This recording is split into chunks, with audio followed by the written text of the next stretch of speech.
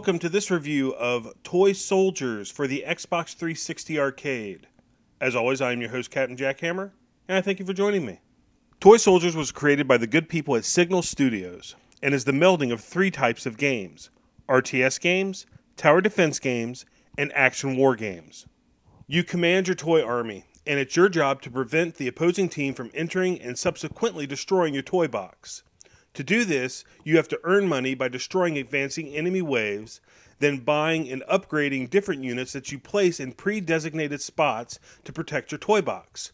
If you get multiple kill combos, this will allow you to earn more money to spend on upgrades and units. Now, I've never been a big fan of RTS games. They're usually way too much work, and I am way too lazy. But with Toy Soldiers, the RTS portion is just a small part of it. There are a few different options on how to play the game. You can place your units and watch them take out wave after wave of enemies, or you can jump into the action, take control of any of your units from machine gun nests, mortar cannons, fighter planes, bomber planes, or my personal favorite, tanks. As you progress through the game, you'll face more and more difficult enemy units, and most levels end with a boss that's going to take your combined might to destroy. The game has a single player campaign mode, you can play split screen, and Xbox Live multiplayer modes. The campaign is pretty straightforward as you progress through the levels and complete various objectives to unlock different rewards, but these rewards are mainly for show. But once you complete a level, you do unlock different units or new upgrades. The multiplayer action is surprisingly fun. Just like the single player mode, you place various units on build spots and have to protect your toy box from the opponent.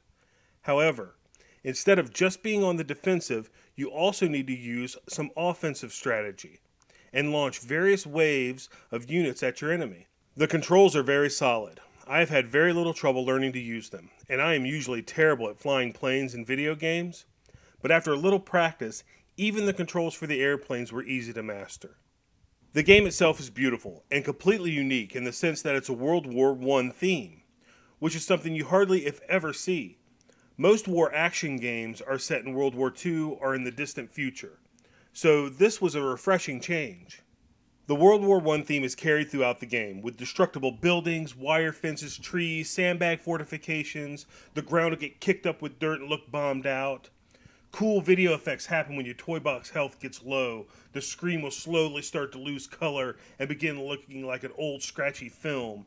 And when you're flying around the battlefield, since these are toys in a diorama, you can see the surrounding room filled with bookshelves and desk lamps. It's absolutely amazing. Xbox Live Arcade has progressed by leaps and bounds, and Toy Soldiers is certainly one of the best. But that's not to say there's no room for improvement. The lack of a multiplayer team co-op mode was a bit of a letdown. And one more thing that I feel would make this game perfect is a map editor mode. Imagine you have a blank diorama, and you could build it any way you want, and then take on the enemy. That would have made this game not only worth the 1,200 Microsoft points you pay for it, but a full price of $60 in a retail store. Toy Soldiers gets a 9.5 out of 10. Probably the best Xbox Live Arcade game to date, the addictive Kingdom for Keflings notwithstanding. But without a multiplayer co-op mode in it, it does seem incomplete, but still fun. Thanks for watching. I'm Captain Jackhammer, and I will see you next time.